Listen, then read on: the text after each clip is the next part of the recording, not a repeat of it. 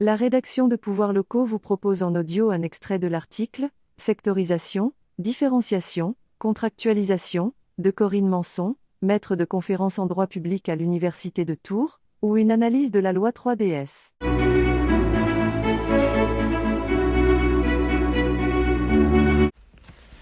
La reconnaissance des particularités locales. Le besoin accru de proximité et d'adaptation de l'action publique aux spécificités des territoires a conduit les pouvoirs publics à mettre en œuvre une différenciation territorialisée des compétences qui peut s'accompagner d'une différenciation normative et d'une différenciation des statuts. La différenciation vise, comme l'a souligné le Conseil d'État dans un avis en décembre 2017, à consolider la démocratie locale et à renforcer l'efficacité des politiques locales mieux adaptées aux réalités des territoires. Le premier article de la loi 3DS, retranscrivant une jurisprudence constitutionnelle bien établie, inscrit le principe de différenciation territoriale au sein du chapitre du Code général des collectivités territoriales relatif à la libre administration.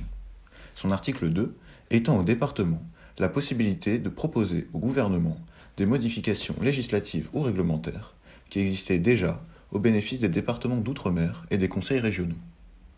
Les propositions peuvent porter sur la différenciation des règles applicables à l'attribution et à l'exercice des compétences. Cette possibilité apparaît avant tout comme un palliatif de la disparition de la clause générale de compétences des départements et des régions. Les communes qui ont conservé la clause générale de compétences et peuvent donc exercer de plein droit une compétence d'intérêt local ne sont pas concernées par cette possibilité. Mais la loi 3DS franchit une étape en ouvrant la voie aux mesures de différenciation dans l'organisation des intercommunalités. D'une part, les EPCI à fiscalité propre pourront, dès lors que leur statut les y autorise expressément, déléguer tout ou partie d'une de leurs compétences au département ou à la région dans le cadre d'une délégation dite ascendante.